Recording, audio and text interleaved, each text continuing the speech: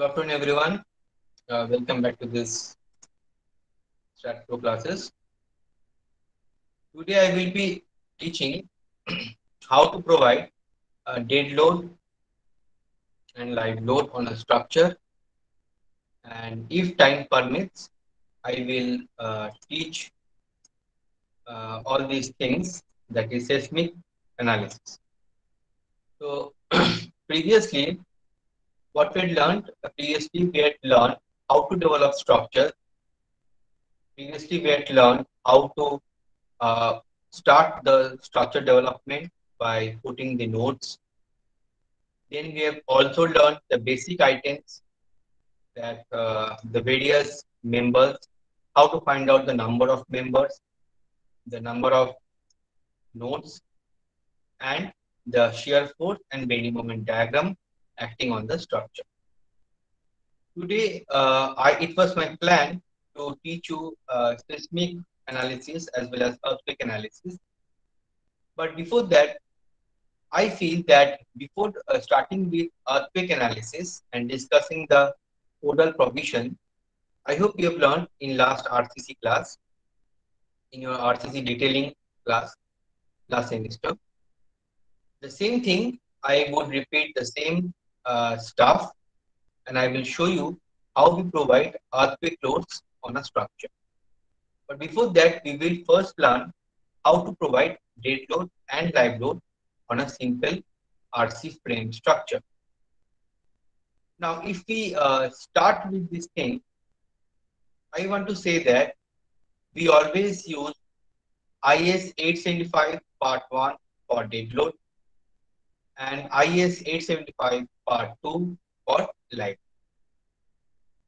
But if we have a problem statement that the dead loads are given, the loads on walls are given, also the live load is given, then we can easily put that load on a structure. Today we will learn that. So give me some time. I will show you the. So first of all, let me share a screen.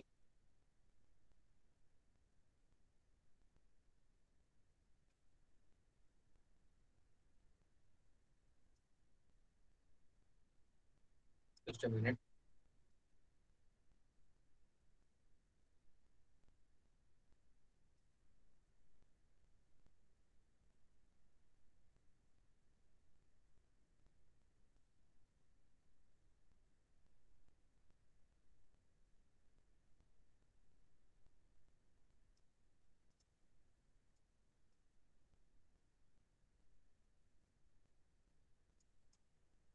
Okay.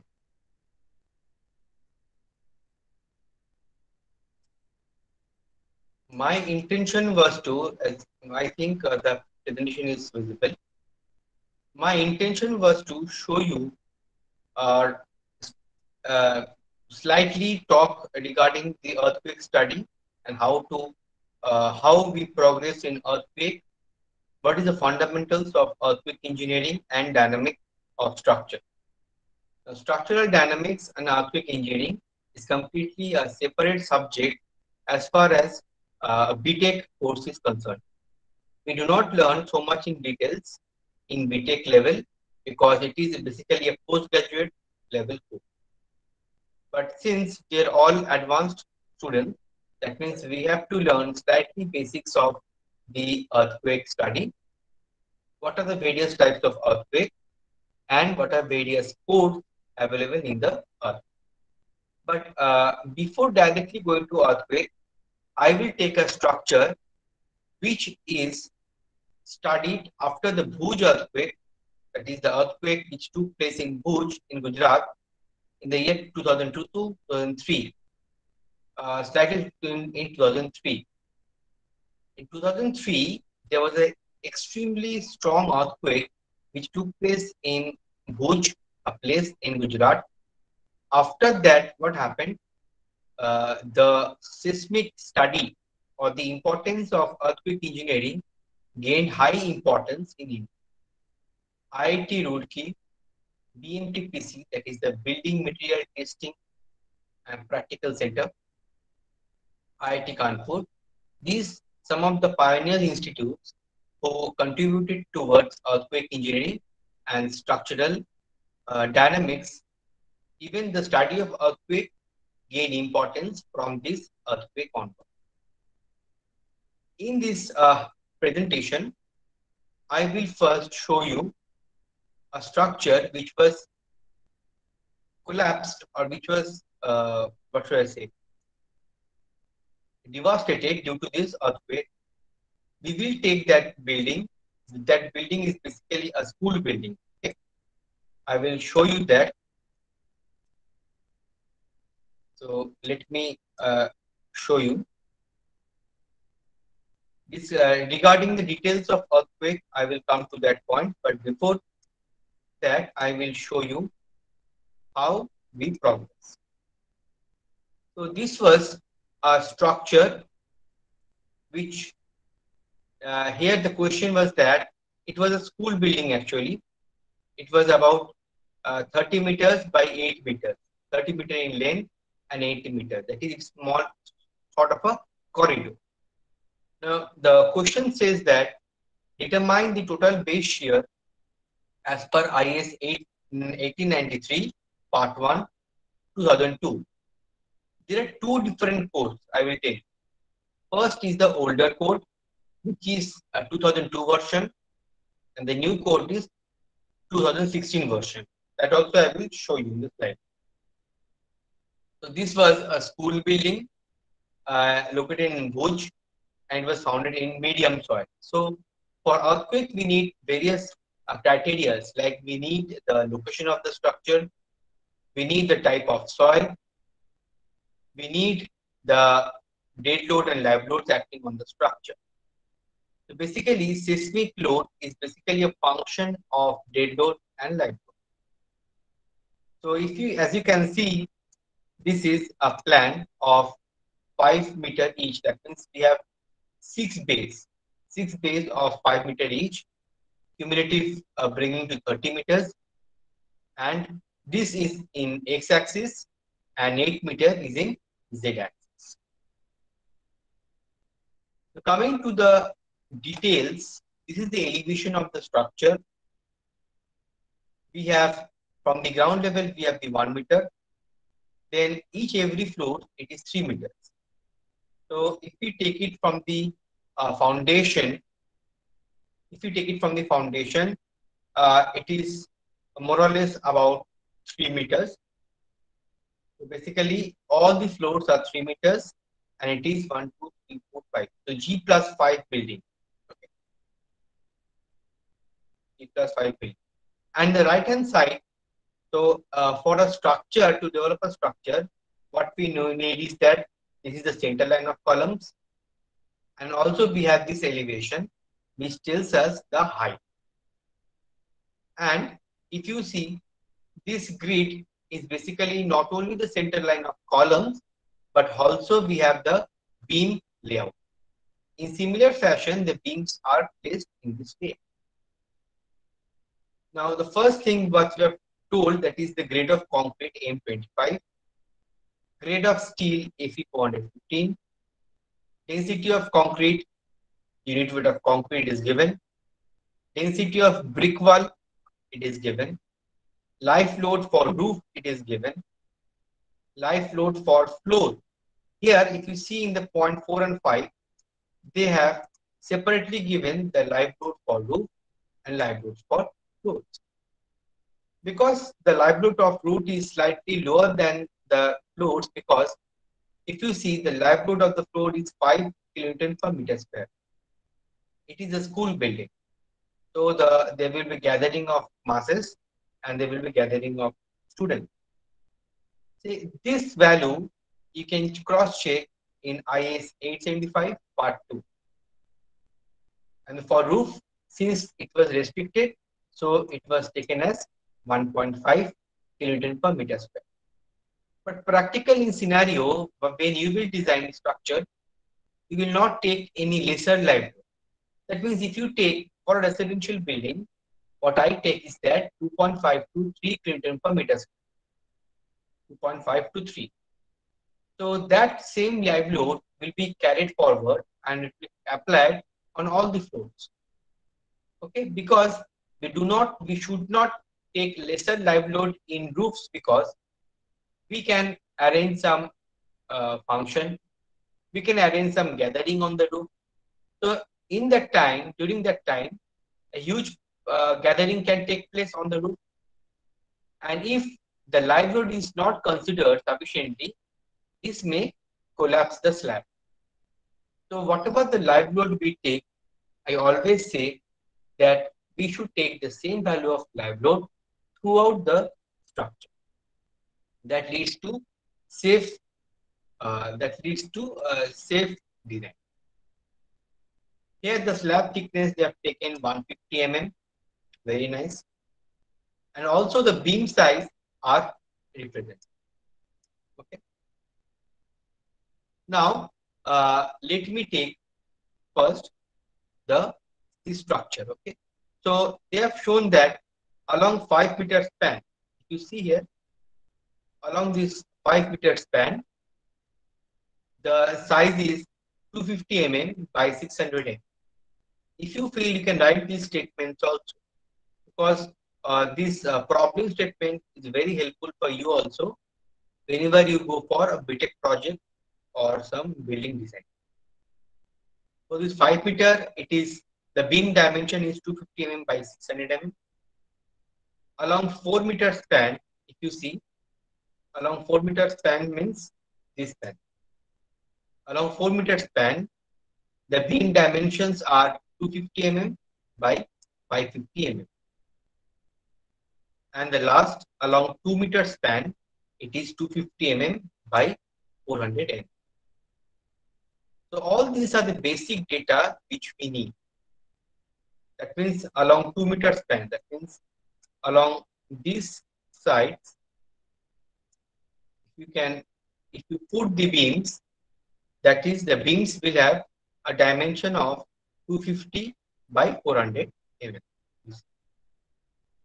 Again, regarding the column size, for column size for 5 meter span, for 5 meter span means this column, this one, this one, this one.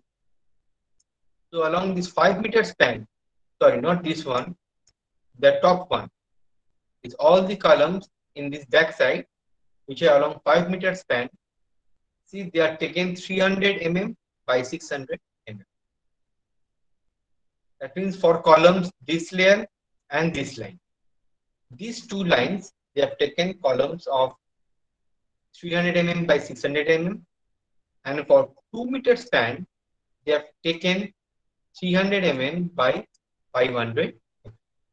That means these columns, the last column, these. That means this and this. So let me erase everything in this slide. Then I will show you. The first is that this thing, that is for column size for 5 meter span. That means only this set. For only this set of the column, the dimensions for this set, which are along the 5 meter span, they are given 300 mm by 600 mm. And for 2 meter span, it is 300 by 500. That means this one. This is along 2 meter. So these two lines, this line and we have this line. So these two lines of column will be 300 by 500 mm. If we look into this data sheet, the grade of concrete is given, grade of steel is given, density of concrete is given, brick wall density is also given, live load is given, slab thickness is given, beam size is given, and column size is given. One of the important things which is missing, that means I should not say it is missing, it depends on us. First is the width or the thickness of brick wall. The thickness of brick wall, we represent brick wall by B slash W. The thickness of brick wall, it can be exterior, it can be interior, and as well as it can be partition wall. So three different types of wall we can take. You can write this in your copy because I'm not able to write in this PPT because of the mouse. So brick wall thickness, that is called exterior brick wall, that is the periphery. We can take around 125 mm. Nowadays, for flat buildings, it is 125 to 150 mm. Earlier, it was 200 to 250 mm. So you may take, depending on the shape or the size, the area available, you can take the exterior brick wall. For flat buildings, we take nowadays 125 mm, 150. For interior, we take 100 mm, and for partition wall, we also take for 100 mm. Another thing important is that parapet. Let me show you whatever the things we consider. Let me show you in the board. Okay? Please wait for 2 minutes.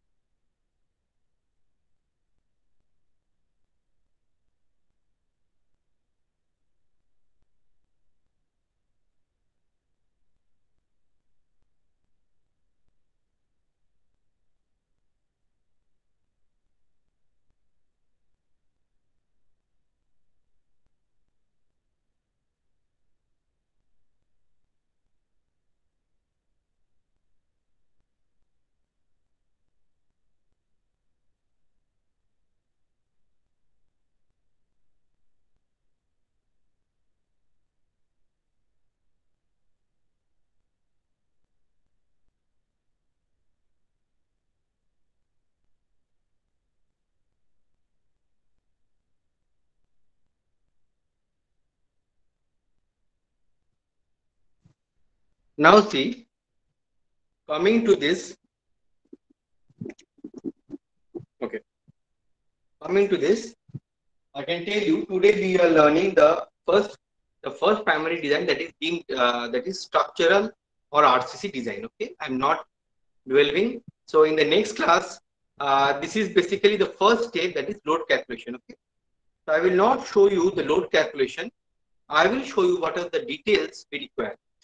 For primarily, you can write this follow. This will be very helpful for RCC design, for RCC structure design. So that is building design.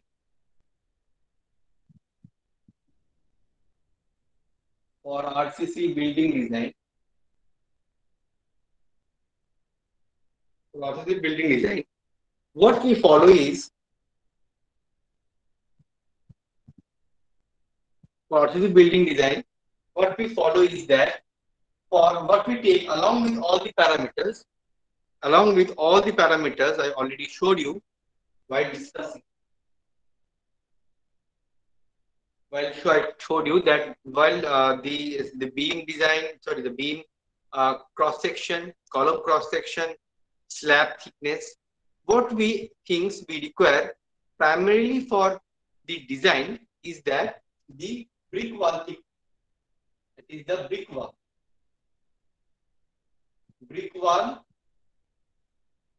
or what we like brick wall, brick wall, brick wall. It is written in short B/W. Brick wall or brick wall. ठीक है? In this, first we keep is that first is the external brick wall. External means if we have the surrounding,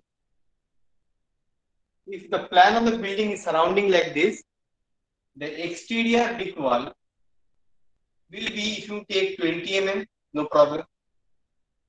Nowadays for flat we take smaller also, okay, for 20 mm. Next for interior brick wall, for interior we come, let us take 15 mm. Sorry, very sorry, 200 mm. Sorry, not 20. This 20 centimeter or 15 centimeter. Okay. That is 200 mm or say interior or exterior. Interior or it is known as partition wall. Partition wall is kept inside this, like that is the walls which are dividing the room. The partition walls are this. These are the walls which are dividing the room. These are partition wall. For partition wall, we keep a slightly thinner. For flat, it may take 75 mm sometimes. We take 120 or 100 mm like this. It depends on the area. Okay. Next, interior wall partition wall, and last is parapet. Parapet wall is the wall which is which helps, which safeguards in the roof level. If you do not fall from the roof, it safeguards that parapet wall. Parapet wall height is always 1 meter. Okay. Parapet wall. Did you learn on this earlier? Yes, sir. Like this, have you been taught?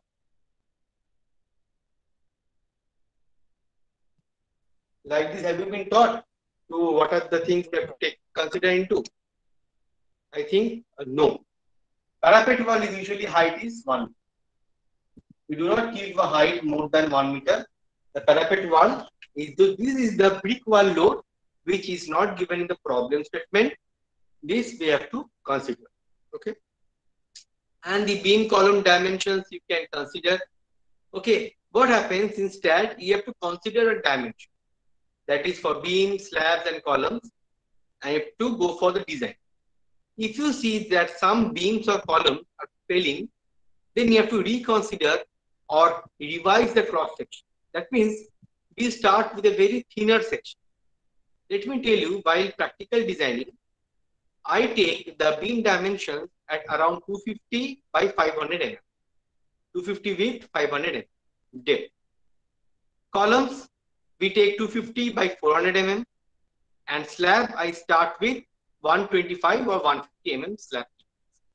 You start with a slender section, you do the design, you check whether it is safe or not. If it is not coming safe, then we have to increase the cross section. Okay. So this is how, by heat and trial method, we proceed and we progress in RCC design. Same for steel structure also. Same, you have to assume a section based from our practical experience, from our past experience. We have to assume a section. It may be for steel, it may be angle section, I section, see a channel section, T section, all these things, and we have to proceed with that. And if we see some failure is taking place, we have to change the section. Okay, this is the thing. Now coming to the how we provide this. Okay. Now this brick wall, when let me show you how to provide this brick. And these are all coming under dead load. Okay. These all comes under dead. And obviously you know self-fade is automatically self-fade. See here.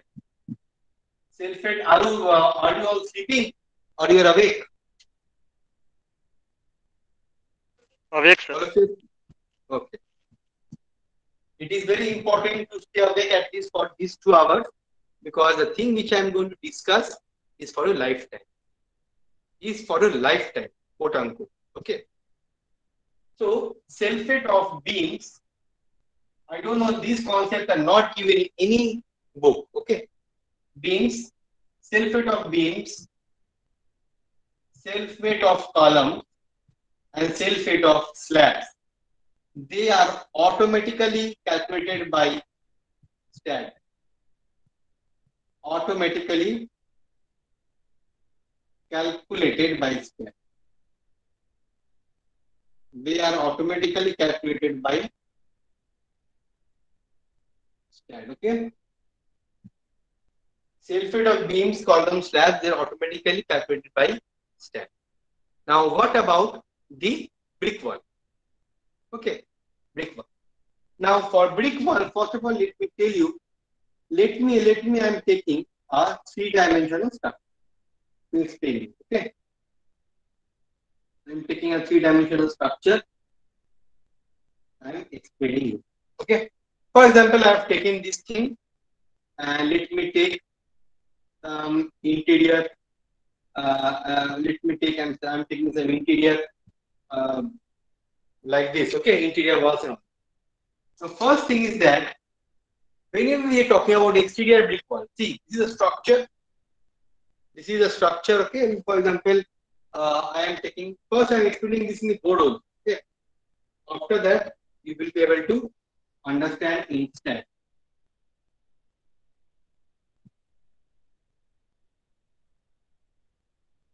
This thing. So all are fixed jointed. So in RCC, what we will do? We will provide all fixed end. No pin, no roller support. All will be fixed end. So what will be this brick wall? Exterior brick wall. Exterior brick wall is will be in UDL form. Okay. I will tell you how we calculate. This exterior brick wall, pardon.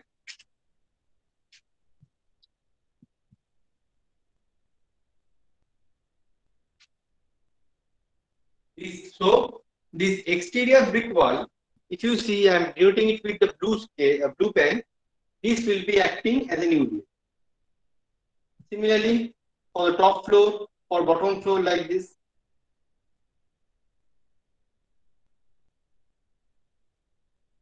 So this I am considering for intermediate floor. Intermediate floor means not the roof. For roof, I will consider this parapet wall load. This also will come under UDL format. If this is a roof, then it will be parapet wall load, which is all in UDL. For other floors, it will be exterior brick wall load, which is also in UDL. This one. If I consider this is a roof, then all the intermediate floors, that means the floors which are other than the roof, they will be regarded as exterior brick wall load. Similarly, the interior brick wall load, let me show you with another page. For example, I am showing it with bread. So like this, if I have interior brick wall, so red. So with red, I will show the interior brick wall load. Have you all understood how we represent? This exterior brick wall load will be applied on all the what should I say, the outer beams except the roof. For roof level, we will take this parapet wall.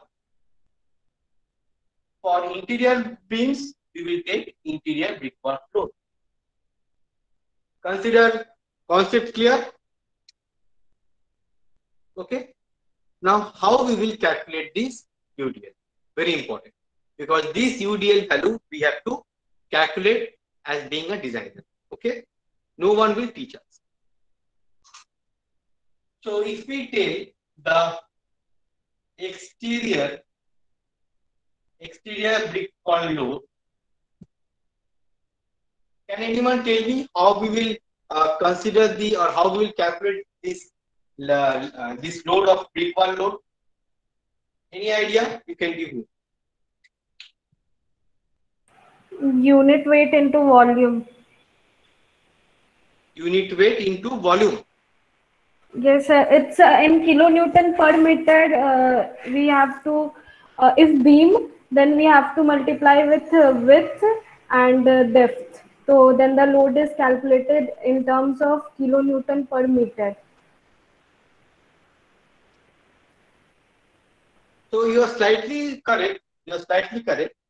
Let me tell you, show you just one. Okay.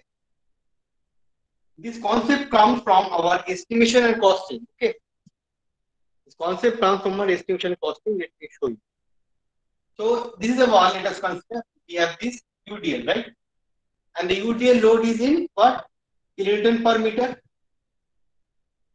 So what we will take? See, first we will take the first what we will take? We will take the thickness. So 0.2 to 200 mm, that is 0.2 meter, 200 by 1000, multiplied with unit weight of brick wall 20. We all know for clay bond brick, the unit weight is 20 kilonewton per meter cube. For basically IS 875 part 1 tells us for clay bond brick, unit weight is 18 to 22. We take the average value, that is 20 kilonewton per meter.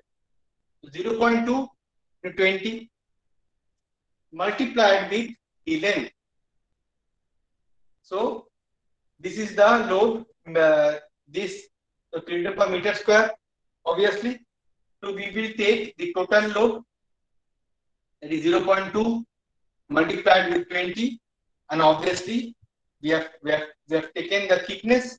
Now we will take the length, right? We will take the length. Now we'll take the length 1 meter per meter. Okay. So what is the way? That is the thickness multiplied. Again, I am repeating the thickness multiplied with the unit weight into length into breadth. That is L. That is length into breadth into height. That is we take length into breadth into height into unit weight divided by, we will take divided by length. Length into breadth into height, that is completely in volume, multiplied with unit weight divided by length. Okay. So length gets cancelled out. We will take B into H. What is the thickness? The thick, the width. The width is 200. That is 0.2. Height 3 meter. This is the height 3 meter, and the unit. Calculate this and tell me the answer. 0.2 multiplied with 3 multiplied with 20.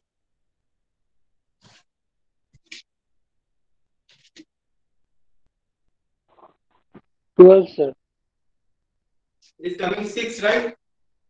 0.6 multiplied with 20. So it is coming 12. 12 kilonewton per meter. 12 kilonewton per meter. So to calculate the load due to any wall, we will length into breadth into height multiplied with unit weight divided by the length. So length gets cancelled out. You will see the load is, the unit is kilonewton per meter. Here it is 200 mm, that is 0.2 meter thickness. 3 is the length. 3 is the height. Is the height. Okay. So like this we can do. Similarly for interior brick wall. Interior brick wall load. Please write this in your copy. Okay. And at the during the Viva time, I want to see all of you should also upload your copy, scanned pages of the copy. Okay. Then only you will get proper mark. Interior brick wall load, so the same thickness 0.15 multiplied with 20, 0.15 multiplied with 20 to height 3 meter. So take this, you take this.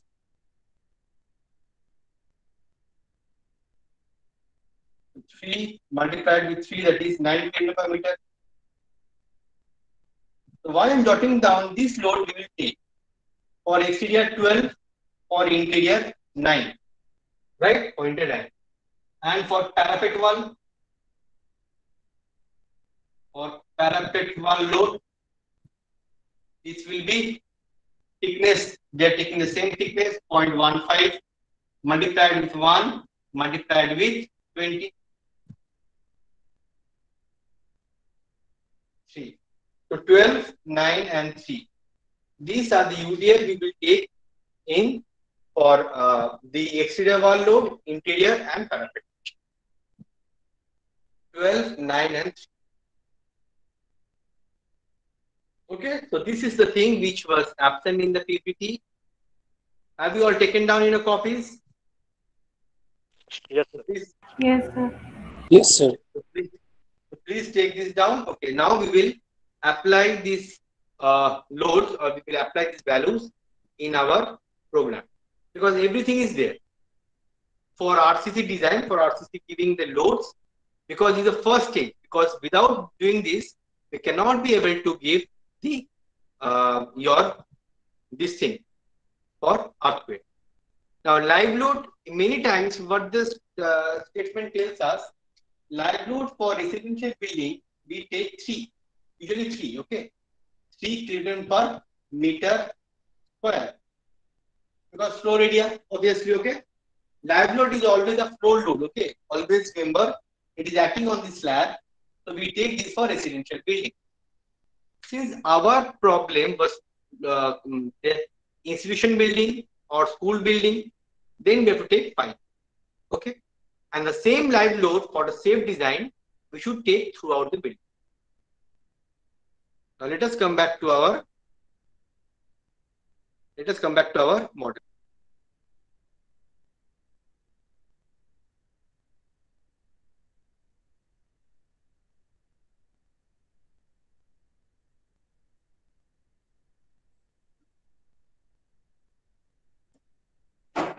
Okay.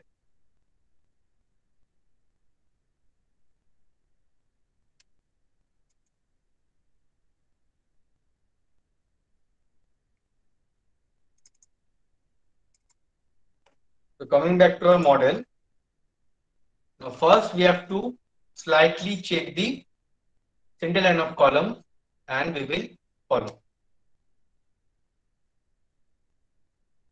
So I am sharing the screen.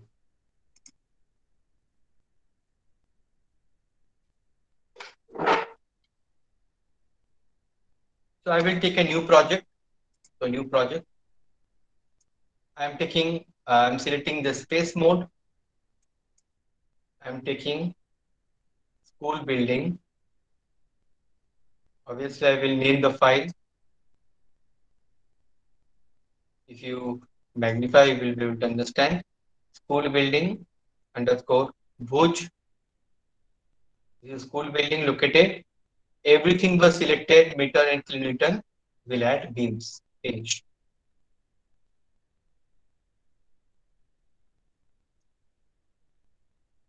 So our screen is opening.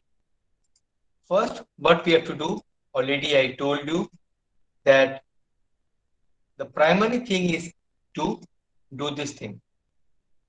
That is, we have to put this center line of column.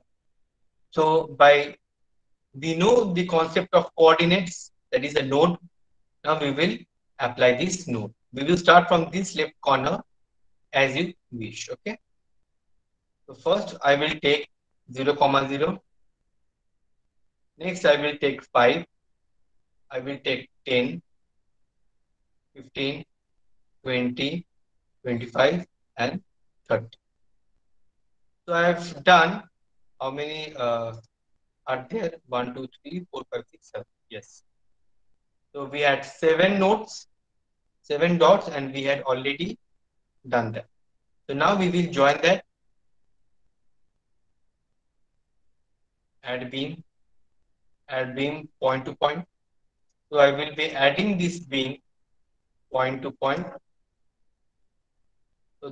So while I'm adding the beam from point to point, that means I am providing the base. So 1, 2, 3, 4, 5, and 6. So I have successfully created 6 base, that is 6 beams and 7 columns. Now what will I do? See here, This is the, pardon, just wait a minute. Yeah. So we had done this line. Now these columns are left. So I will use transitional repeat to draw the columns which are 4 meter apart, and I will use transitional repeat which is 2 meter apart, that is 6 meter apart. Okay. So I will take this whole structure, go to geometry, transitional repeat. The transitional repeat pop-up box will come out.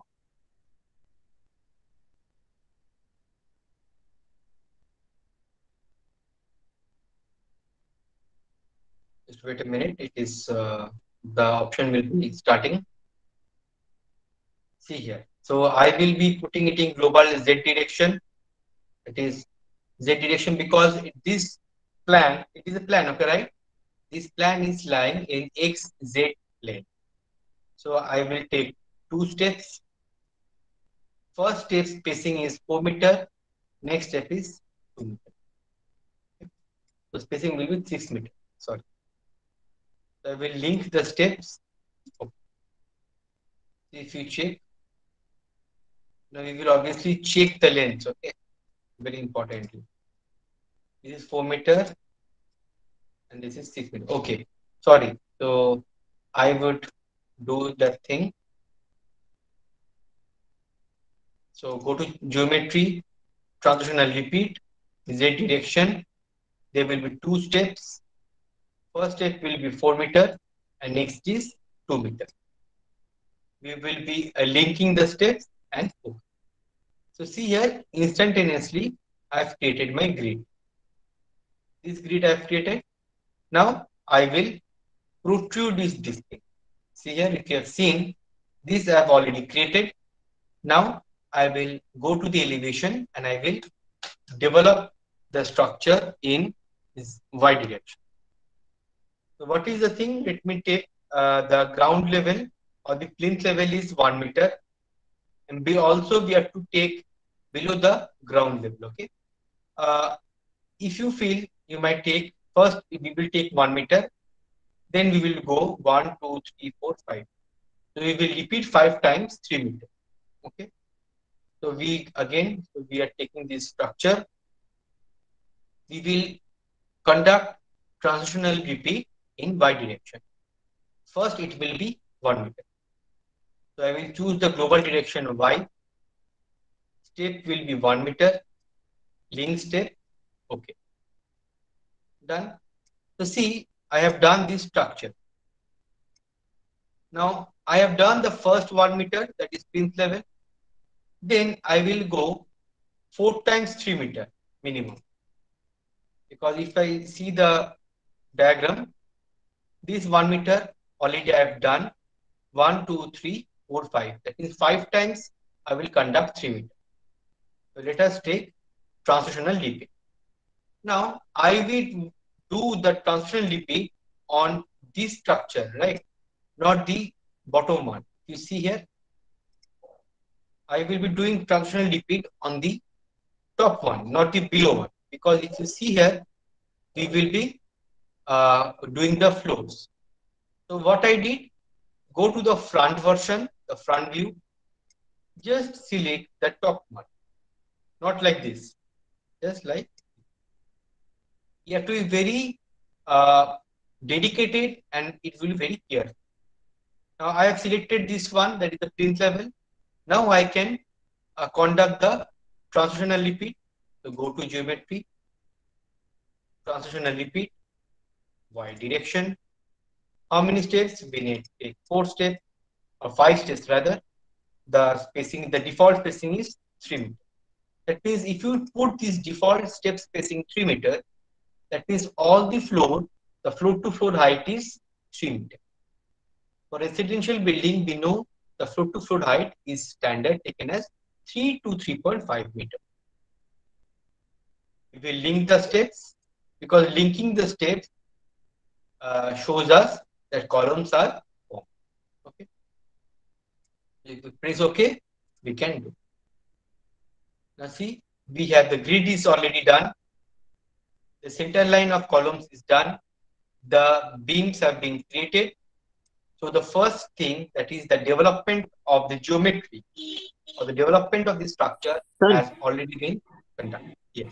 sir, sir, একবার প্রথমের নোটগুলো দেখাবেন, first 5টা নোটের কি নিয়েছি?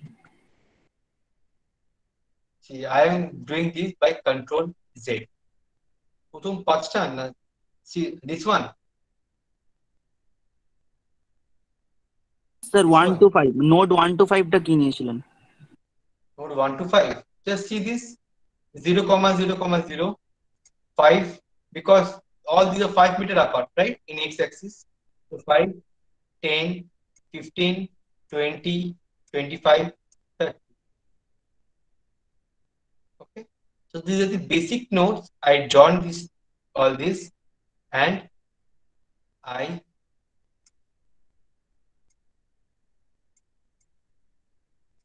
all these things. Okay. So I will be repeating again. So this is the last line. Okay. This was the boundary line. So we will first do the transitional repeat in Z direction. One. So there are two steps. I will click this 2. Okay. Click on this. The first spacing was 4 meter.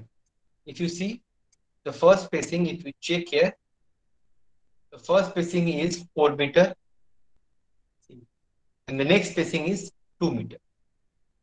So I will do that only. So first is 4 and next is 2 meter. I will link the steps, because if you do not link, only dots will form. So I'm linking this. Now I will first do the 1 meter link level, geometry, transitional repeat, y direction. Okay, I'm recording this class.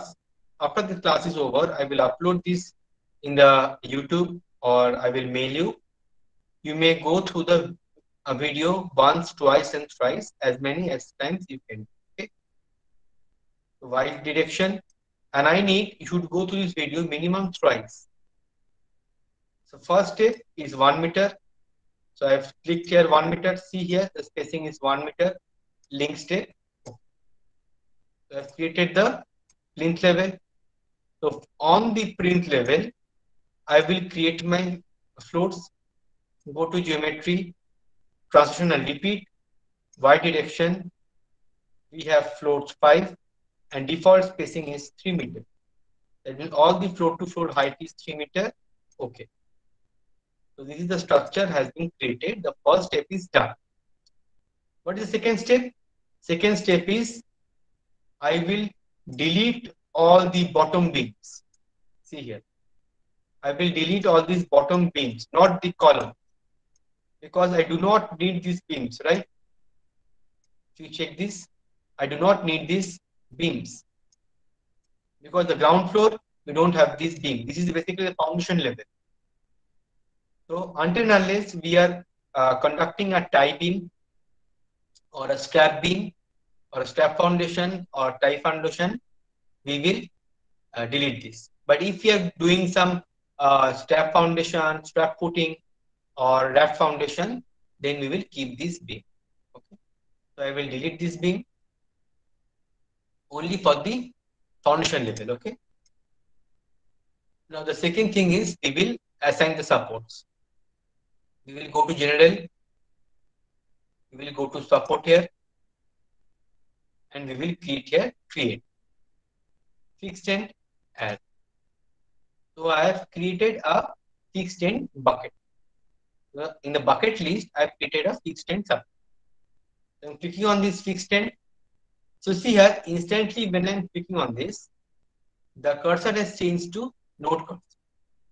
Now I will select all this bottommost column. We will go on checking like this. Okay.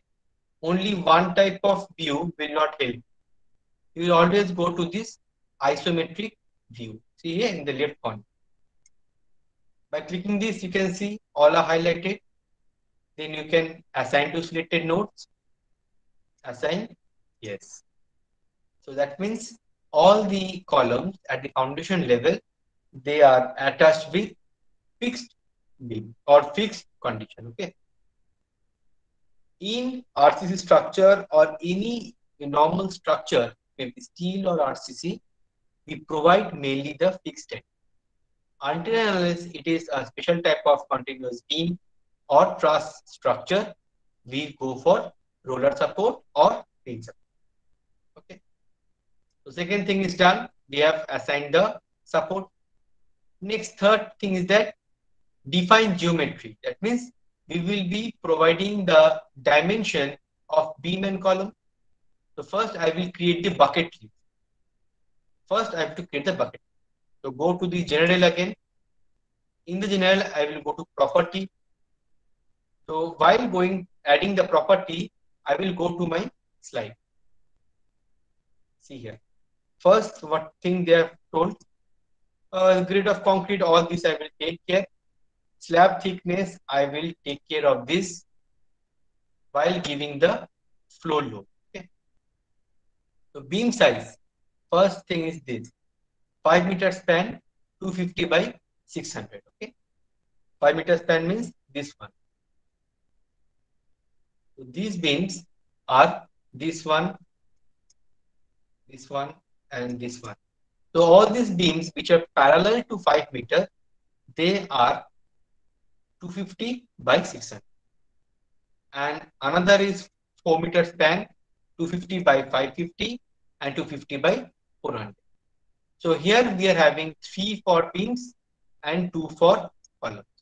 That means in define section, when we define the property, we will take 5 different cross sections.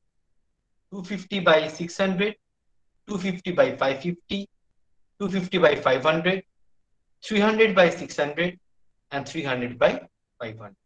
5 different sections. So coming back to my stat file.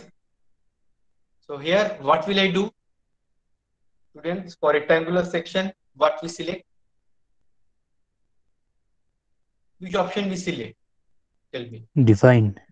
Are you sure? Yes, sir. Who is this person who answered it?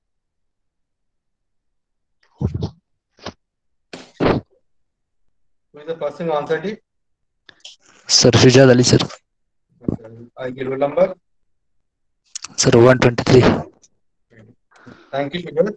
You are attentive enough. 123. So based on your class performance, your marks will be conducted. Okay. Now go to define. So I will take rectangle. Okay. So what will be my depth? If I take 250 by 500 mm, let me come to this slide again.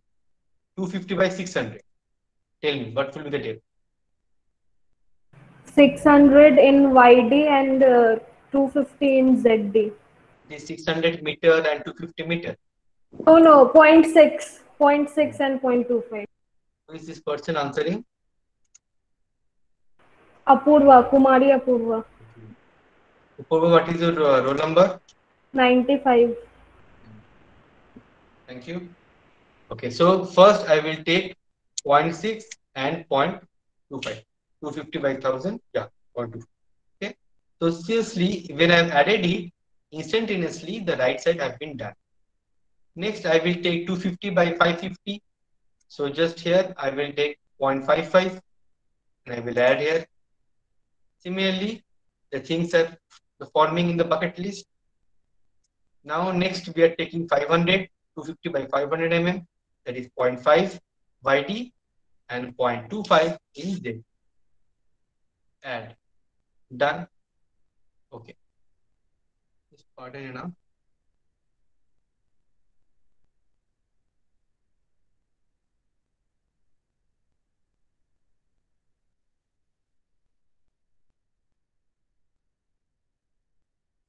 Okay. Done. Next is for columns. 300 by 600 mm. That means it will be 0.3 and the depth will be 0.6. And then another thing is there, 0.3 and 0.5. So already, as I told you, we have created 5 different cross sections, which are referenced as reference number 1, 2, 3, 4, and 5. STAD will not understand this cross section. They will only understand with this reference number. Okay. Now first I will go to the beams. So for beams, mainly what we do, we primarily go to the top view. Okay. It is the standard concept. If you want to do separately for roof, then you have cut section, or to provide the load or to provide cross section, we go to the top view for beams mainly. Now I will select the first item, that is 250 by 600, and I am pressing this control button from keyboard. I'm selecting all these things. We should be careful enough that no columns are selected. Okay. No columns are selected. Okay. By doing this, we have selected all these beams. Another way we can do, go to select beams parallel to x-axis, because 5 meter is in x-axis. So we can again, let me show you, select beams parallel to x-axis. That means the beams which are parallel to x-axis, all of them, wherever they are present, they will be selected. Assign to selected beams, assign, yes. See, all the beams are represented as R1. Next, coming to second. Second is, we have to take 250 by 550, that is 4 meter span. So we will go to here. We will again go to the top view. Here we cannot go to the select and select beams parallel to z-axis, because if we select this, all the beams will be selected. But I have two different type of beams. One type of beams along 4 meter span and one type of beam in 2 meters. I have to go to the top view and I have to manually select. Using control button, I will select all of these. I will assign, yes. So all these beams have been assigned. If you go to the 3D rendering, for time being, you can see here which beams have been formed and which are left to be formed. Even the columns are left, so they are all sketch. Okay. Coming to the property again, coming to the third option. So I will go to the top view, third R3, and I am selecting this beam. Pardon, beam. Sometimes selecting becomes difficult, so you have to magnify like this. Third option, I am assigning all these beams. Yes. Now what is left for columns? For columns, it is told that for columns for 5 meter span, 300 by 600. That means 5 meter span. So all these last columns will be your 300 by 600. Okay. So we will, for columns also, we will go to this top view. Now very interestingly, see how we are selecting the columns. Selecting the columns is very difficult. Also, it is very easy also. If you go to the front view, you can select like this, right? You can select like this. This may happen. But another technique I'm telling you, you select the column dimension and using control button, click on your support. Just click on your support in a enclosed in a small box. If you make it bigger, it will get selected. You will never be able to select. Select this cross section slightly on the top of the support. You check here, the total column is selected. If all the columns are of same dimension, then you can take the front view and select like this, anything. But some columns are different, some columns are, all columns are not of same cross section, then we have to do like this. Slightly click on the columns. Because there is variety, right? All columns are not of same cross section. So slightly with care, I am selecting this column. You can go to this isometric view and see. You can check also. We have selected these columns, assign, yes. Now all the highlighted columns, which are the back side of the column, the backside columns are all 300 mm by 600 mm. Next, the others, we will select the last one and we will select all these things. You may take from the side view also. Okay. Whatever you feel, you can take the side view also. We can rotate the screen or we can rotate the structure using left and right arrow. Okay. You can so like this. Using control also, control button, we can select.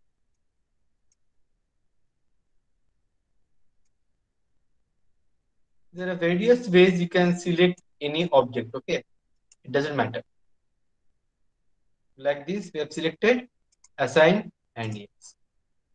So finally, if you take the 3D rendered view, our structure has already been formed. You can see this also. The complete beam and columns, whatever dimension they have been given, all we have taken. Now, we have done the supports. We have assigned the property. What is the next thing we should do instead so that my items will not be problematic? Because every step is very, you have to be very careful. एक step अगर गलती हो गया तो पूरा का पूरा programme you have to delete. Sir, adding characteristics, compressive strength, Poisson's ratio. Yes, very good. And all. Excellent. Excellent, Apurva. So go to the STAD editor. It is asking me to save. Yes, we can save it. So just after putting the RCC structures, we will click on this STAD editor. Young's modulus, it has M25 concrete. Please tell me the value. 5,000 root, 2,500. 25,000. Yes. Tell me the answer. I don't have calculator with me right now. Sir, 25,000. Young's modulus is 5,000 root FCK. So 5,000 root 25,000. 790,569.415. 790,569.4. 9.415. Thank you so much. Poisson's ratio, we will be taking 0.25 or you can take 0.2, but I will take slightly more than 2. Okay, so 0.25. Because Poisson's ratio of 0.2 is for plain cement concrete. If you do a research on this, it lies between 0.2 and 0.3. It is never 0.2. Density is okay, no problem. Strength, yeah. M25, that is FCU 25,000. That is characteristic strength of concrete. So by doing these changes, we will save this and we will close our STAD editor file. That means whatever RCC is there, I have given it with proper concrete grade. Now the fourth step is what? Giving the loads. Go to general again. Go to loads and definition. This is not a wind load. This is not an seismic load. Have you been taught the wind load? Yes, sir. Okay, today, na? Yes, sir. Anyway, seismic load, if possible, I can teach you the next day. No problem. Okay. Even today also we can do that. But before that, I want to discuss the codes also.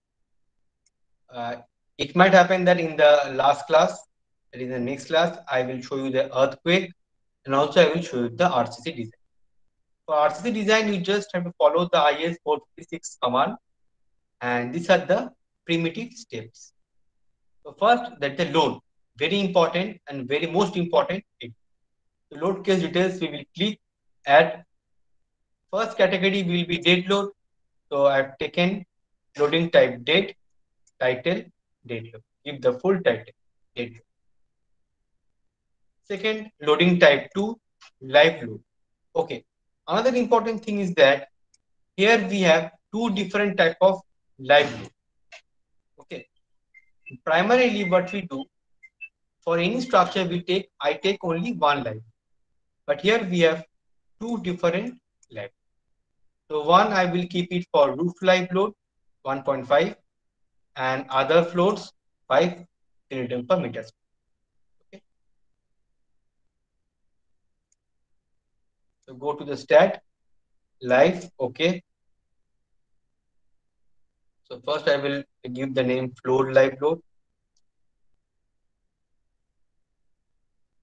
Again is roof live load. Yeah. Roof live. Either you can create this, or another thing you can create, that is under this live load you can create two different values. One is 1.5 and one is 5. Okay. You can do also that like this. Okay. So let me change this, just live load. For roof I will give one value, for floors I will give another value. So first is the dead load. So dead load I will add it. First, what type of load I will select? The very first load is self-weight, factor -1, direction y-axis. We will add this. Right. Next. So see, already I have added. Now what we will apply? See, under the self-weight, automatically the load of beams, columns, slabs, all the live loads, they are already calculated. The thing which we used to calculate in manually, that we do not have to do. That automatically calculated by stat. So I will go to dead load. Now I will add the brick wall loads. So I will go to member load. First I will take it for, it is in an UDL. So first I will take it for exterior brickwork load that came about 12. So I will take -12. -12 kilonewton per meter. Sorry, kilonewton per meter is the UDL which will be acting on the peripheral beams. Peripheral beams means all the beams outside, that is the outer beams. We will add this. Second is the interior beams or interior brick wall. Let me take, it came 9, so -9. Add. And last is parapet wall. The parapet wall, it came -3. So parapet wall will be only applied on the floor level. Okay, very important. So all these loads I have taken.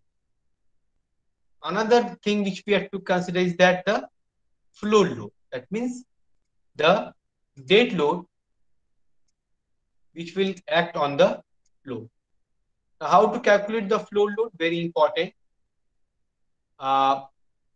Floor load, since here we have not constructed the slabs actually. If you construct or develop slabs using these plates and surface, then automatically self-weight calculates. But here we have only created beams and columns. Okay, no slabs I have created. But I have to take the slab load. So the slab load will be 150 mm thickness. So 0.15 into unit weight 25. 0.15 multiplied with 25 multiplied with the, that is the kilonewton per meter square, right? It comes. So 0.15 into 25. How much it is coming?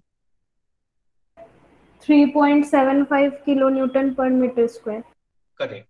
So slab load will come 3.75 kilonewton per meter square. Slab load is a floor load. See here what I am selecting. See here I will not select nodal load. I will not select member load. I will select floor load. So I am clicking on this floor load and see here kilonewton per meter square. So pressure I am taking -3.75. And what is the range? What is the range? So this slab load is basically the dead load which will act throughout the structure, right? So minimum will be 0 and maximum will be the highest load level. That is 5 into 3, 15 meter plus 1, 16 meter. So you put just give one value extra. So 16 plus 1, 17 meter. That means this load will acting throughout the structure. So 0 to 17 meter, in which direction? Define y day. That means in y direction. Global y is selected. That means in the y direction it will be applied. So we will add this instantaneously. Very important. This flow load is automatically gets applied on the structure. We don't have to select this load and click on the member. If you see, they show the trapezoidal. See this trapezoidal load distribution. Do you know what this means? This trapezoidal load distribution. So load is transferring from slab to beams and then columns and then Yes. ultimately into the That footing. means this is a two-way slab. All the slabs, they are two-way. Okay. If it is one way, it will be just triangular. Correct? You know, a one-way and two-way slab. Yes, So sir. based on the geometry, that is Ly by Lx ratio, that is the longer length by shorter length ratio, Ly by Lx, this distribution is trapezoidal. That is they representing this map. Okay. Please make sure this trapezoidal, this height which they are showing now, they are just, this is not three-dimensional. Just showing these for your understanding part. If you go to the top view, you will be able to see.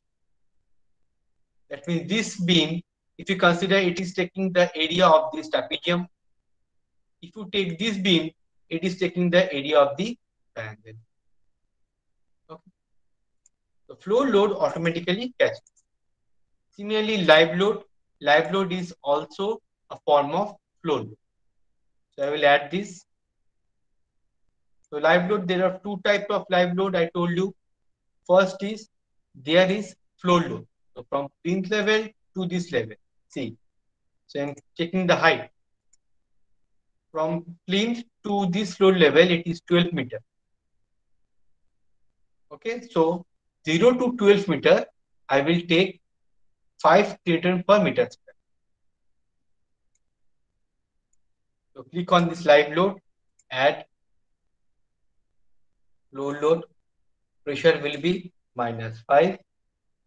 Here, the height will be changed. Minimum 0, maximum 12. Add. You see here, instantaneously, oh sorry, not 12, sorry, let me check the height.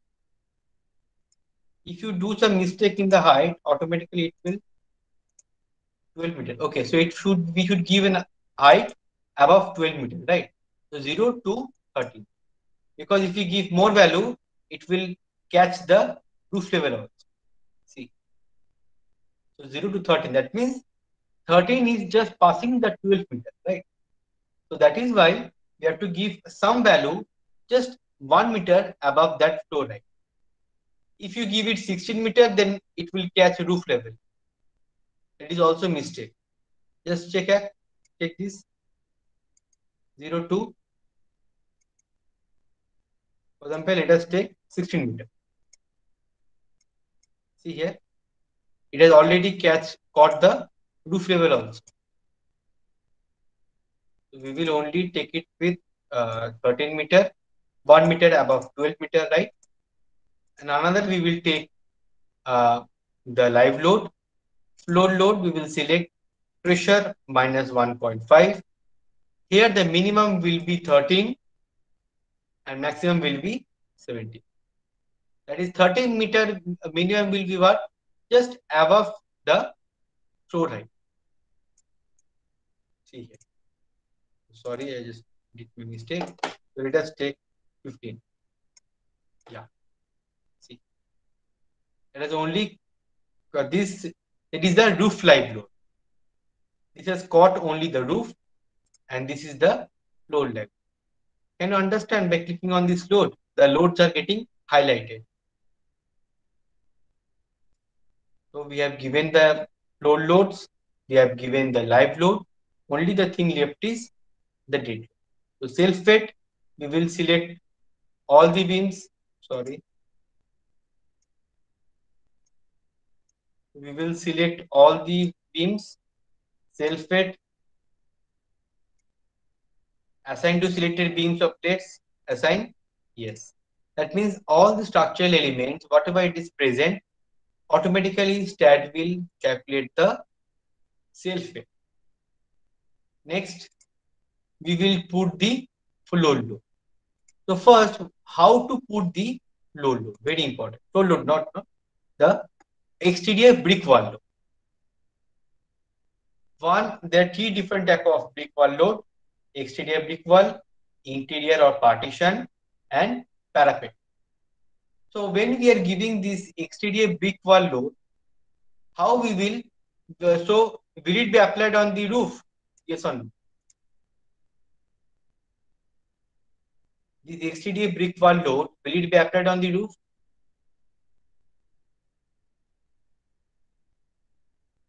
Yes or no? That means 3-meter brick wall will be applied. Just imagine in the roof, what type of wall we had. Either we have some carvings, sometimes we have colchi shaped railing or steel railings like this. We do not have 3-meter wall, so we will just omit this roof level. How we will do that? So we will select these all 4 floors except the roof, and I will view selected objects only. Go to view selected objects only. Just clicking on this, we have got to see all the floors except the roof. So I will select this load, and using control button, have you understood how to select some floor to floor way? How to take some portion of the building? I told you last day.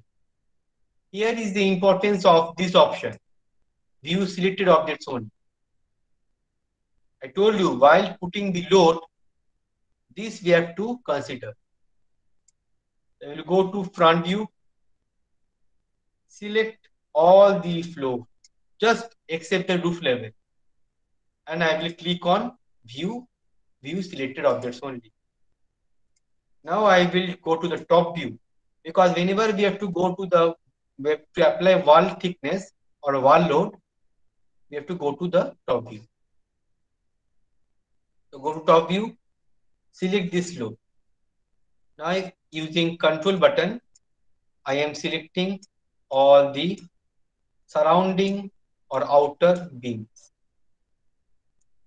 because we know outer beams will support beam walls. We will make sure that unnecessary columns are not getting selected. Okay. After selecting all these items, you can just check also. This software is extremely very good software for your BTech project, I will tell you, because 100 of things you can do. You can do the soil design, you can do structural design, anything you can do within the BTech project. Okay. So see here, automatically I have selected all the exterior beams. So I will assign all this, assign, yes.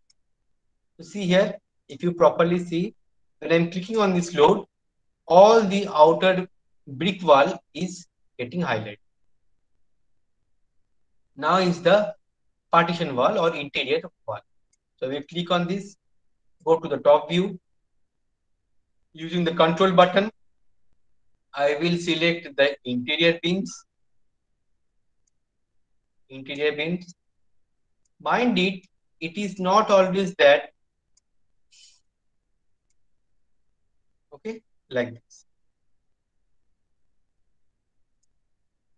All the interior beams are selected except the roof. We will assign this. So for all the floors, if you check, except the roof level, the interior load as well as the exterior brick wall load is already applied. Only what is left? Only which load is applied to be left? Parapet wall load. Parapet wall, correct. So how we will go to the original structure? What is the option?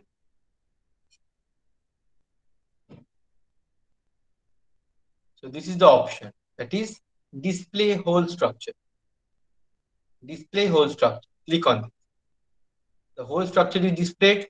If you see here, top in the top portion, the roof is still left. Okay.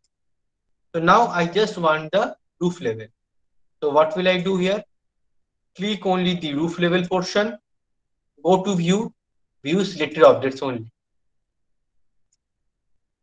Okay, that means my aim or my importance or concentration will be mainly on this roof. I will select this parapet wall. I will press Control button and I will select the all the exterior sides. For roof level, interior beams do not carry any load. Okay, until and unless you are creating some special wall or that is called multi dome, we will not put any brick wall load on the interior beams for roof actually. For roof, only the surrounding the outer beams. That is parapet wall. We will assign it. Assign yes. You see here, very less. It is -3 kN per meter. Again, I will go back to my original structure. See here, when I am selecting this parapet wall, this is getting highlighted. When I am selecting interior brick wall, it is getting highlighted. And the out. Okay. So this is how we provide the self-weight. This is how we provide the wall thickness loads, life load. Any problem in this part, please anyone, I can explain it. Because it is a very basic thing.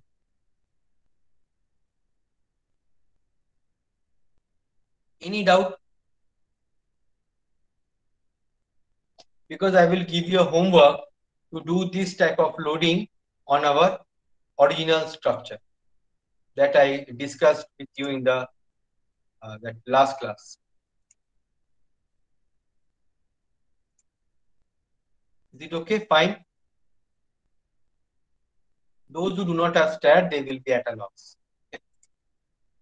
So all these things are there. Now, after we have put the dead load and live load, the third thing is that load combination. But because we design structures for limit state design, we will go to load case details. Now, the last step is last part is left, that is a load combination. Load case details we will click, we will add. Auto load combination. Auto load combination, what it helps, whenever we click on this option, and if we click on this Indian code, automatically the codes will be generated. If we click the generate loads, automatically the load combination will be generated. And if you go to define combination, then what will happen? We have to put a factor. See here, A1 star, that is A1 multiplied with L1. A1 is a factor. Now here, what will be the factor? If the partial safety factor is 1.5, you have to put in 1.5 like this. Okay. SRSS is different. SRSS is different. Square root of sum of squares, that is used for earthquake. ABS means absolute. So if you click on this normal, if the default factor is 1.5, and if we add this, so dead load we will select, live load we will select. Okay. So if you take only one factor, then 1.5 multiplied with dead load and live. It is a very troublesome because in different national and international codes, you have different partial safety factor. So better is directly go to auto load combination, select load combination code, Indian code, and general structure. Generate loads, we will add. So close. So we have all the loads have been added. Now the last thing, we will go to analyze or print. For analysis, you can select no print or you can select all, add. Now finally we will go to analyze and run analysis. So see here, the analysis will take place. Here the analysis meaning the structure analysis. It will, since it is a structure, it will take maximum 1 to 2 minutes.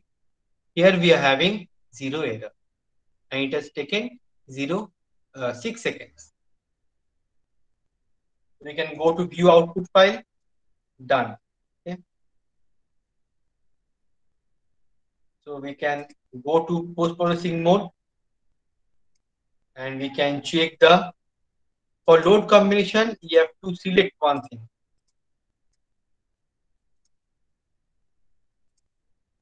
You can select the graphs. Okay. So here, if just click on this, under this dead load, the graph will be like this. That means if you check for your just understanding, just pardon, the third point. Third point is 1.5 dead load plus live load. That is the maximum worst effect. Just for your understanding, if you click on the bottommost beam, see the maximum bending moment is 108 and other end is 84.3. And here the maximum hogging moment is 57.6, sagging moment is 108. If you take on the top beams, see the value is decreasing.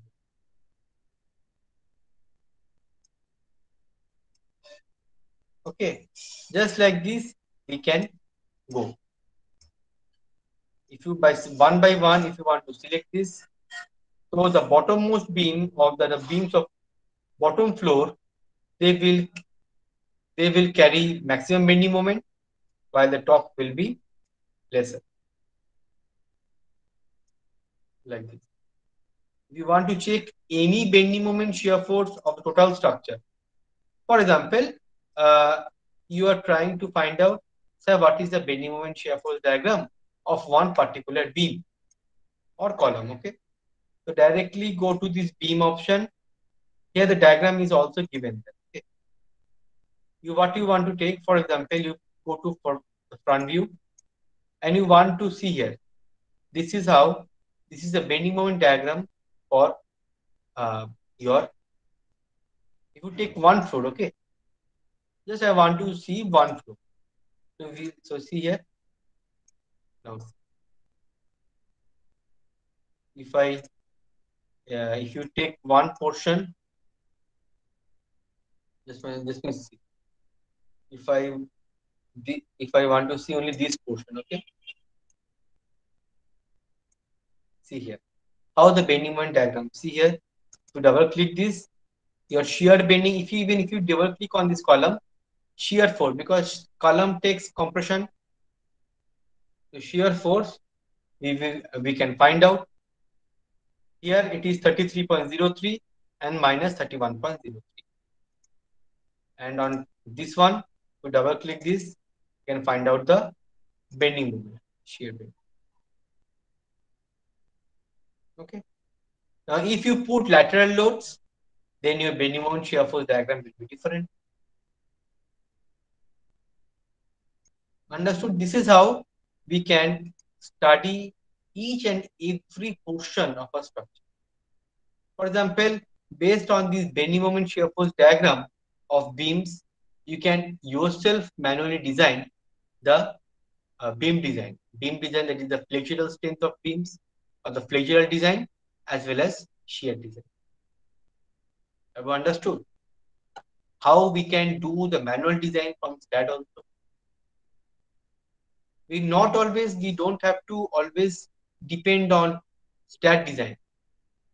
STAAD design always gives wrong answer. Wrong answer means they give X's answer. You yourself being an engineer, you design one thing. If you want to study, for example, one fine day, you have thought, sir, I will design one beam. Take this beam, one bottom beam and one top beam, and find out how much amount of reinforcement is the difference is there. As we go 2 floors above, we reduce 3% of waste in beams and columns. This is how practically we go, so that the structure will be economic. So this is how the complete dead load and live load analysis on structure. This is a complete dead load and live load analysis. Okay. Now, what is your homework? Those who want to try, they can try on this structure. Let me show you.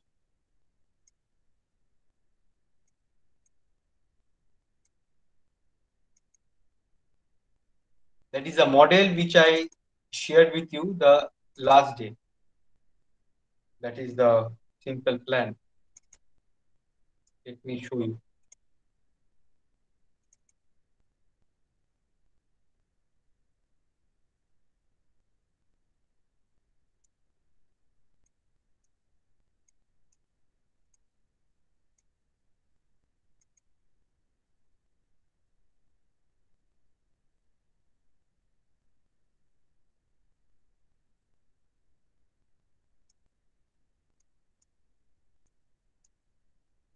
So yeah, let me share the screen.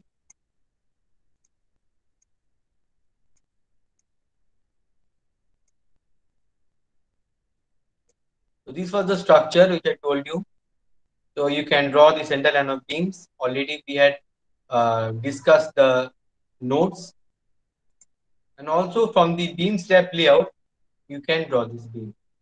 See here, all these beams are connecting the column and column, except this beam. Okay, so we make sure at which distance this beam is created and all these things. So you take this structure. These are the let me show you.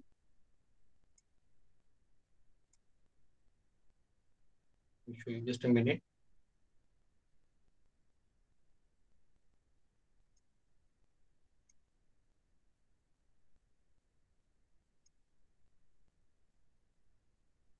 Okay. Now see this. This will be exterior beams. These are exterior beams, right? While these will be interior beams. This one, this one, this one, all these things. Okay. So you can create your own structure and design the structure. No problem. Now coming to the earthquake analysis.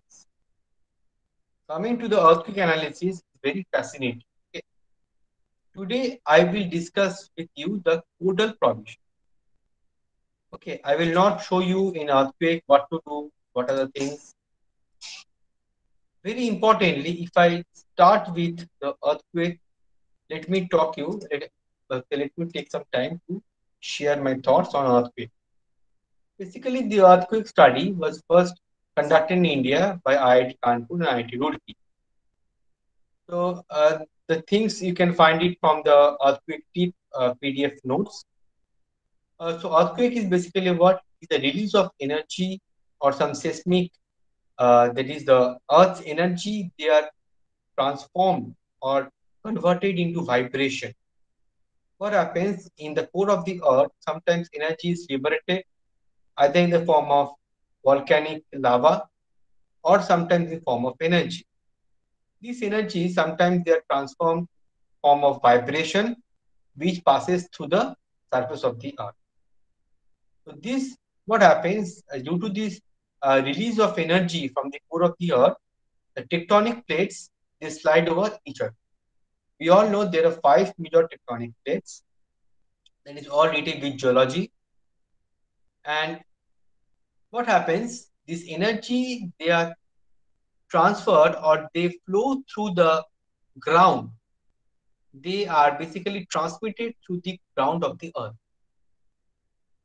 The waves which are transmitted to the surface, they are known as surface waves. We have love waves, we have P waves, all these things. So this you don't need to understand more. What is the thing you have to remember is that these S waves, love waves, P waves, Rayleigh waves, They are transmitted through the body of the earth, sometimes in the body, sometimes to the surface. And they are always creating hazard to the structure. Now, our thing is that being a civil engineer, we should know two codes. We have IS 1893 Part 1 2002 code, and we have also IS 1893 Part 1 2016 code, which is the new code. I should say you should have two codes. These two codes are more or less 90% same. This new code has brought some new changes with respect to the old code.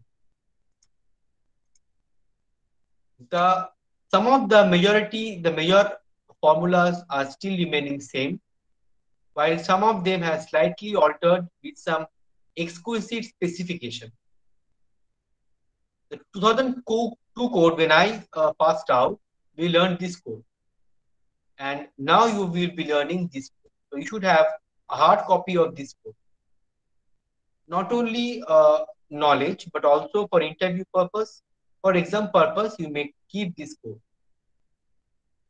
So that is 2016 code. What is the front page of this code? Just like in the old code, in this new code also has told us that there are 5 main seismic zones. While we all know the seismic zone 1 and 2 is comprised as zone 2, zone 3, zone 4 and zone 5. Even nowadays, we are going for microzoning. That is a different issue. That is, if you go from zone 2, it is severe. Zone 2 is mild. Zone 3 is moderate. Zone 4 is severe. Zone 5 is very severe. That means as we go from zone 2 to zone 5, the severity or intensity of earthquake is more. In plain lands, we have zone 2 and zone 3. In plain lands, the earthquake frequency is less. The chances of earthquake is less. While in hilly areas, in mountain areas or some islands, they are zone 4 and zone 5, which are always subject to slight earthquake to high earthquake. That means hilly and mountain area, they are highly prone to earthquake and the earthquake intensity is more. Now, how this zoning has been conducted? There was some huge study on past earthquake which took place in India. Based on that, this zoning has been done. Even we have an Indian map of seismic zone. If you see with zone 2, 3, 4 and 5, we have a zone factor. The value of this Z, zone factor, is very important for our numerical purpose. As a BTech engineer student, we should learn the equivalent static analysis method, which is the very, very basic method. So for zone 2, we have 0.10. For zone 3, we have 0.16. Zone 4, we have 0.24. And for zone 5, we have 0.36. So this is the seismic zone map. And as I told you, earthquake forces, they are transmitted through the body of the earth and they shake. They are basically inertial forces. Inertial forces meaning they basically act more the weight of the structure, more is the earthquake. So we have principal directions. We have X and Z direction. Earthquake never occurs in Y direction. It is always occurring in lateral mode. It will acting on the ground. So we can have positive x-axis, positive z-axis, negative x-axis and negative z-axis. So this earthquake shaking is transmitted on the walls, beams, columns and floors. The worst effect is we have seen a huge collapse of masonry walls in 1981 Uttarkashi earthquake. Bhuj earthquake, the 2001, it was a very havoc, and in the Richter scale, it was about 8.8 to 8.9. So whenever an earthquake having Richter scale above 7.5, that is considered as very severe. Even we have witnessed very severe earthquake in Nepal 3 years back. All these things we should go for earthquake resistant structures and codal provision for seismic analysis. The first is that we have two different methods. One is dynamic analysis method and other is direct method. Under direct method, we have this lateral force procedure method, or it is called equivalent static method. Dynamic analysis is more realistic. It gives the real life picture of earthquake. Static is basically, this method is basically approximate method. It is not 100% right. So we are basically focused on equivalent static method. Now to calculate this equivalent static method, first thing is that we need to have time period. Time period is 0.09 h by root d, where h is the height of the structure and d is the dimension of the base dimension of the structure. That means if you're considering the time period in x direction, it will be the base dimension along x direction. If you're calculating the time period along z direction, it will be the base dimension along z direction. So we need first the time period. And the most important thing, we need to calculate this value, AH, that is horizontal seismic coefficient. AH, this formula is Zi SA by G divided by 2R. That is, you can also take Zi by 2R multiplied with SA by G. SA by G is the average response acceleration coefficient. This depends on time period. It's a factor. These are all unitless factor. It depends on time period and soil quality of the structure. Z is the zone factor. I is the importance factor. I is the response reduction factor. So all these are the values which are given in the table. We have to calculate this AH, this is the coefficient. You see here in clause number 6.4.2, it is given. The same formula, Z by 2, SA by G divided by R by Y. And all these things, we have the importance factor. Basically, it can be depending, it can be 1.5 for critical, most important structure, 1 by 1.2 for business structure, and 1 for risk. 1 for risk meaning 1 basically for residential or small business. Z seismic zone factor, I already told you. Importance factor, response reduction factor. Response reduction factor is a value which is based on the structure type. That is either it is ordinary moment resisting frame, OMRF, that is normal beam column frame, and we have designed according to IS 456, or SMRF, special moment resisting frame, which we design if we follow IS 13920, IS 13920 1993 code. And SA by G is the design acceleration coefficient. It depends on time period and soil quality.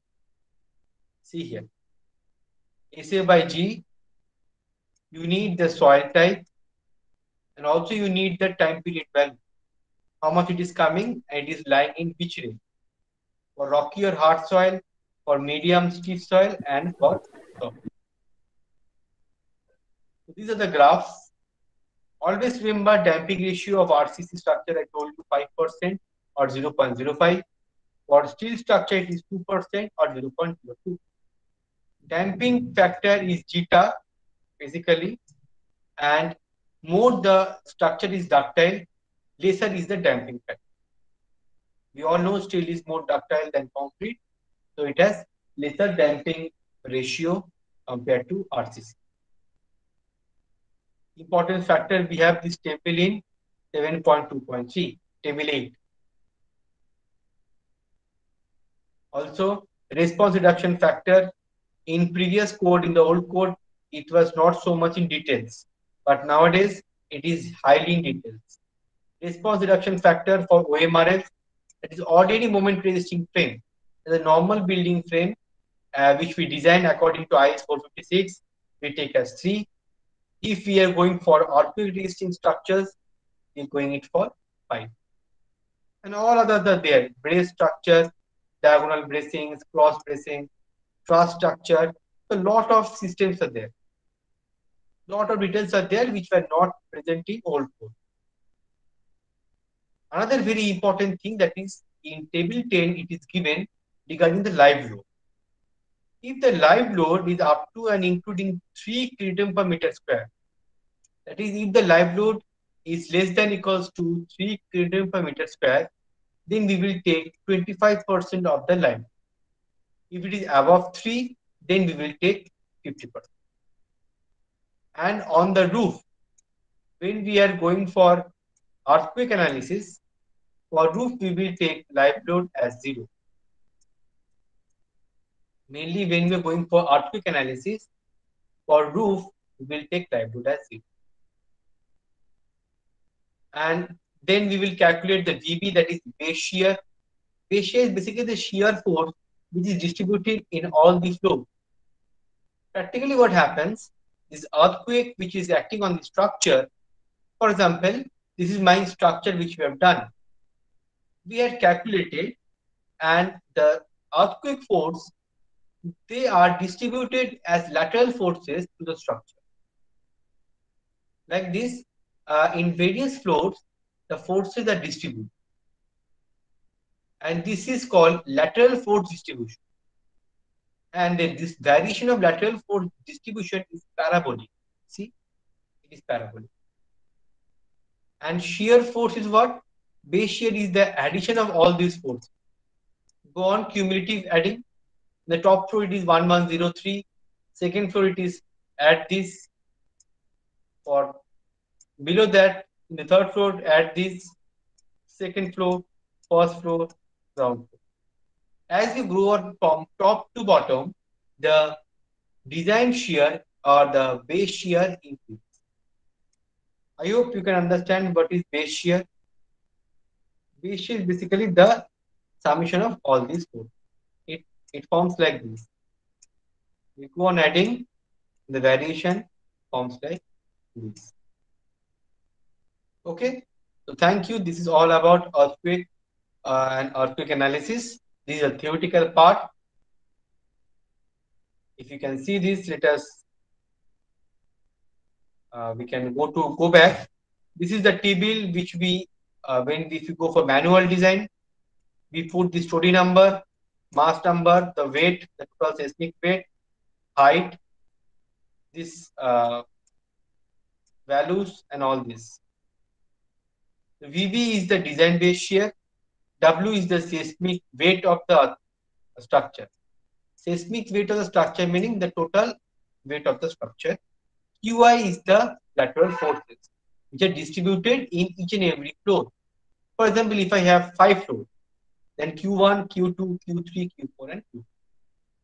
Okay. So this is all about the theoretical part of your